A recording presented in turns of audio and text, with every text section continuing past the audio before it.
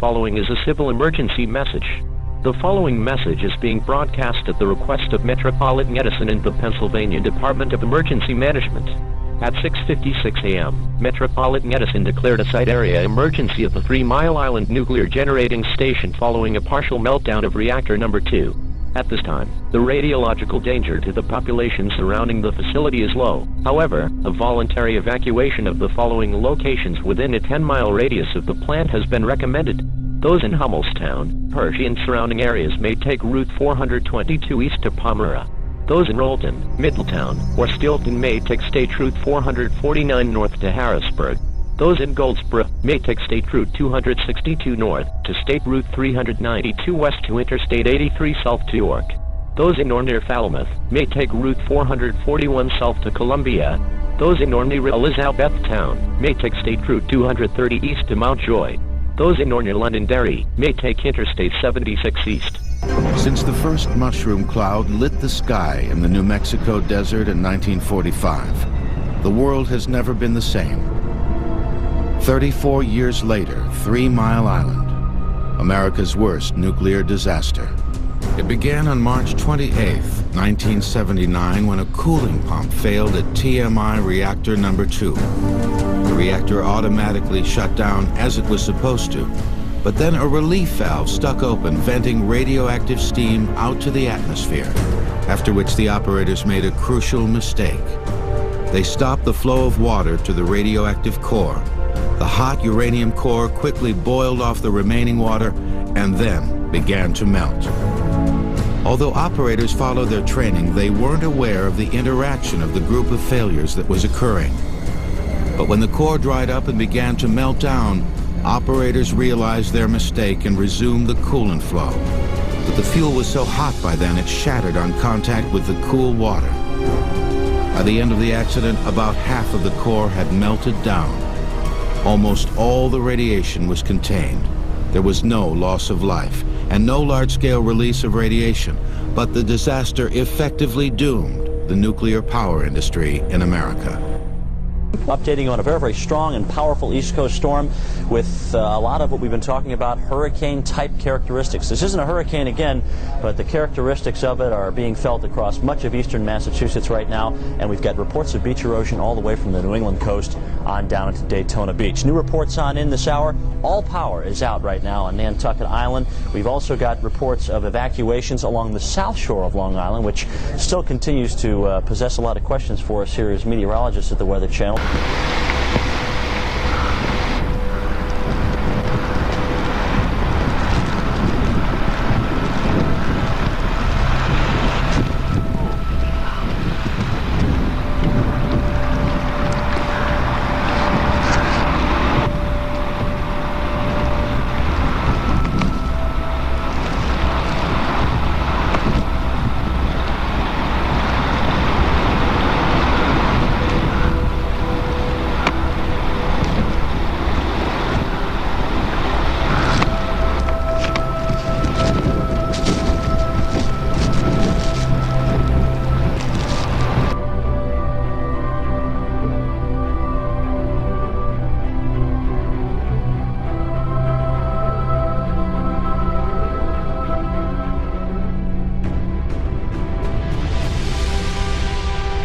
I haven't seen this longest time of the storm. It's incredible. When Andrew left the Florida coast, it left as many as 250,000 people in the east, especially in Dade County, without a home. At dawn, the road from Miami south to Homestead was a scene of increasing devastation. In Perrine, 150 patients at a nursing home wandered about in mud-soaked debris. The front side of the facility destroyed. On either side of the southbound highway, businesses with caved-in roofs, broken windows, collapsed walls. In the small town of Naranja, firefighters treated the injured. Several migrant families left homeless by the hurricane asked for help, but there was not enough room, not enough food, not enough water. A mile away, Homestead residents surveying the damage were stunned by what they saw. The city manager estimates 90% of the city was severely damaged. Among the worst devastation was at Homestead's 5 trailer camps. This one had 400 mobile homes before Andrew. Now only the shells of 4 or 5 remain, leaving many residents wandering the streets for shelter. It's unbelievable that you have so much one day and the next day it's all gone. Homestead Air Force Base may have to start from scratch. All buildings on the base were severely damaged or destroyed. You won't be left to pick up the pieces by yourselves. I know for many of you it's a lonely time, but the people of Florida are ready to stand by your side. The estimates that FEMA have are preliminary, but they're in the billions of dollars, and it's extraordinary. And again, I say material loss is appalling. Then you think of the human suffering, the anxiety for the families. That's the one that touches your hearts. Rescue operations have been going on all morning long. Joe, do you have any good news for us at this point? Well, it's only good news in that it's delaying probably the inevitable. The last time we talked with you, the death count, the confirmed death count, was at 14, and we're told that number has not changed as yet. We're also told that there were 8 people rescued and taken to the hospital, and several of those are in critical condition.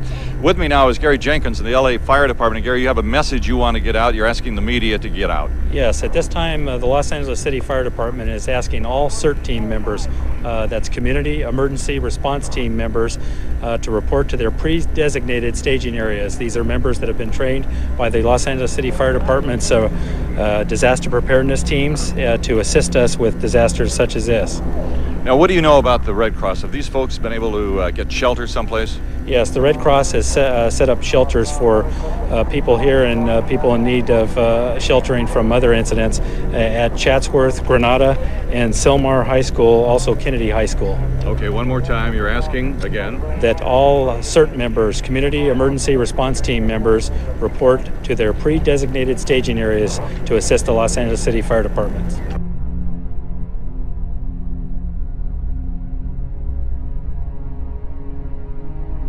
But I want to say one thing to the American people.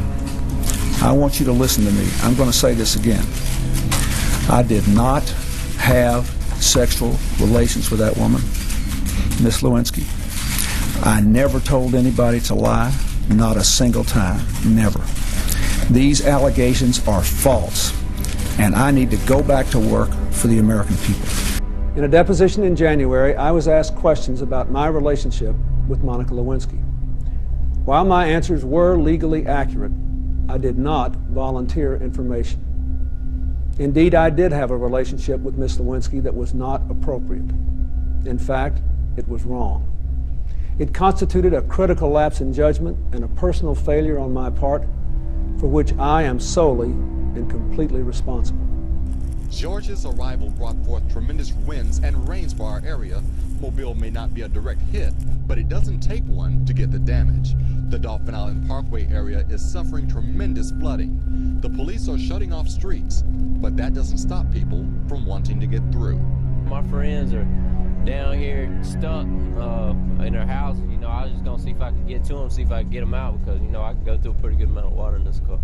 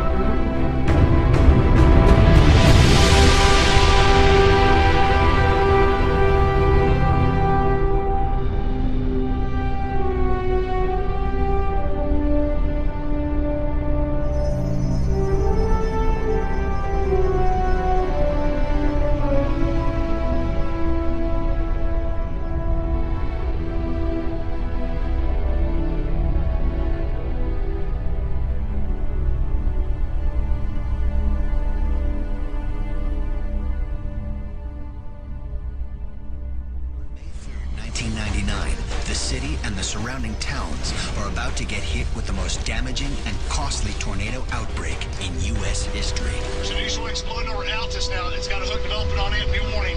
Good potential for large hail. Very good potential for large hail in this room.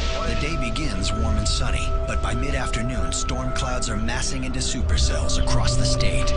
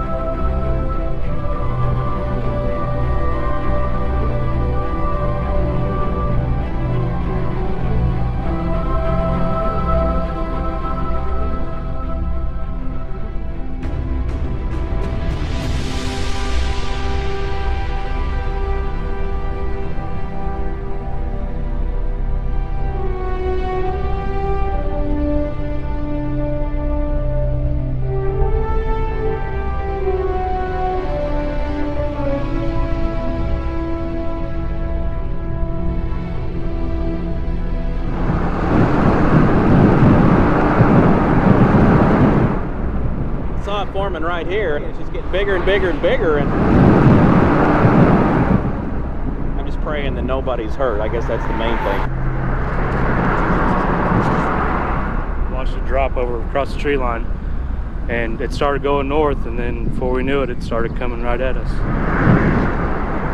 Witnesses say it came without rain or hail, just an enormous black cloud and powerful, powerful winds. And this is what it did. That's our house. Right here, that white one. Emergency workers racing to shut off natural gas, while residents looked at what was left. Yeah.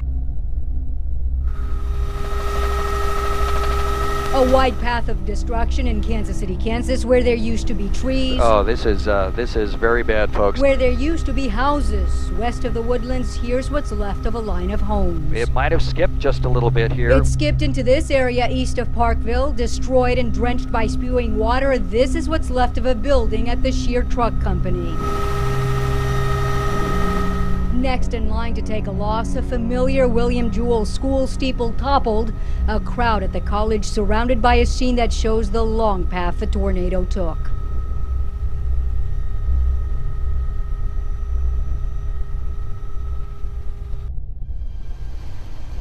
Over the Bahamas forms Tropical Depression 12, a swirling band of wind and rain. It picks up moisture and heat, and with them, speed. As its winds reach 39 miles per hour, it becomes a tropical storm and is given a name, Katrina. Along the coast of Florida, a hurricane warning is announced, the first of many. By 4 o'clock, Katrina grows into a Category 1 hurricane. With 80-mile-an-hour winds, it sideswipes through Florida, just north of Miami.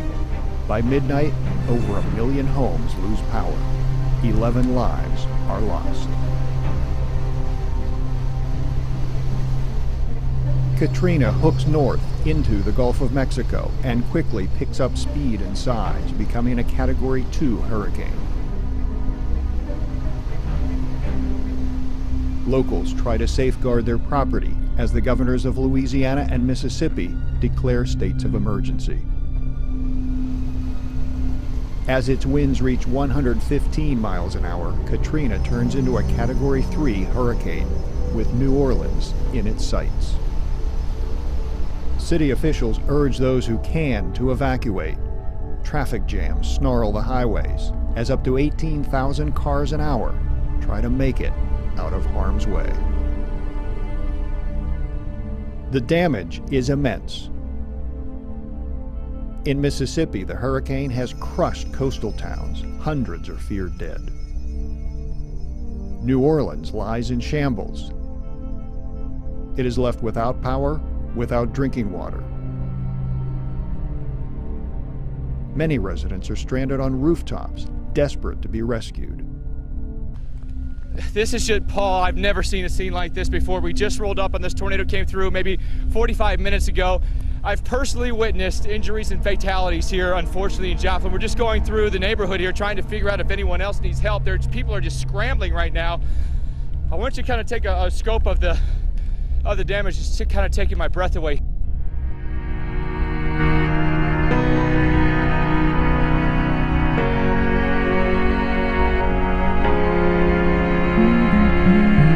Look down from a broken sky, traced out by the city lights. My world from a mile high, best seat in the house tonight. Touchdown in the cold black top, hold on for the sudden stop. Breathing the familiar shock of confusion and chaos. All those people going somewhere. Why have I never cared? Give me your eyes for just 1 second. Give me your eyes so I can see everything that I keep missing. Give me your love for humanity. Give me your arms for the broken hearted, the ones that are far beyond my reach. Give me your heart for the ones forgotten. Give me your eyes so I can see. Yeah, yeah, yeah, yeah. Step out on a busy street, see a girl and our eyes meet. Does her best to smile at me, to hide what's underneath. There's a man just to her right, black suit and a bright red tie. Too ashamed to tell his wife he's out of work, he's buying time. All those people going somewhere. Why have I never cared? Give me your eyes for just 1 second. Give me your eyes so I can see everything that I keep missing. Give me your love for humanity. Give me your arms for the broken hearted, the ones that are far beyond my reach. Give me your heart for the ones forgotten. Give me your eyes so I can see. Yeah, yeah, yeah, yeah. I've been here a million times, a couple of million eyes just moving past me by. I swear I never thought that I was wrong. Well, I want a second glance, so give me a second chance to see the way you've seen the people all along. Give me your eyes for just 1 second. Give me your eyes so I can see everything that I keep missing. Give me your love for humanity. Give me your arms for the broken hearted, the ones that are far beyond my reach. Give me your heart for the ones forgotten. Give me your eyes so I can see. Give me your eyes for just 1 second. Lord, give me your eyes so I can see everything that I keep missing. Give me your heart for the broken hearted. Give me your heart, Lord, give me your eyes so I can see. Yeah, yeah, yeah, yeah, yeah, yeah,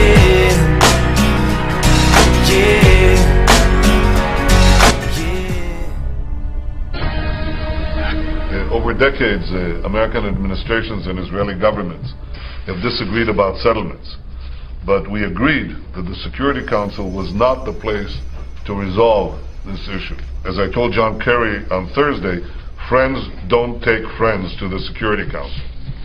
Israel's prime minister pushing back after the United Nations abstained from a UN resolution calling for an end to Israeli settlement construction in the West Bank. Prime Minister Benjamin Netanyahu summoning the U.S. ambassador to discuss that move. Kristen Fisher is live in Washington. Hi, Kristen. Where do the two countries stand this morning? Well, we're hearing two totally different stories from the White House and the Israeli government. The White House says it had nothing to do with this UN resolution. Quote, the U.S. did not draft this resolution, nor did the U.S. introduce this resolution. The Egyptians, in partnership with the Palestinians, are the ones who began circulating an earlier draft of the resolution. But the Israeli government says that is flat out false. We have rather ironclad information from sources in both the Arab world and internationally that this was a deliberate push by the United States, and in fact they helped create the resolution in the first place. And so it's deeply disappointing that this has been the path of President Obama. Now, that was a spokesman for Israeli Prime Minister Benjamin Netanyahu, who on Thursday told Secretary of State John Kerry, friends don't take friends to the Security Council. But the next day, instead of using its veto power, the U.S. abstained from a Security Council vote which allowed this resolution to pass, a resolution condemning Israeli settlements in the West Bank. The Israeli government believes a vote to abstain is a vote against Israel, which is why the Prime Minister has now taken the relatively rare move of summoning the U.S. ambassador. Patty Ann? Well, meanwhile, President-elect Trump is weighing in. What's his response?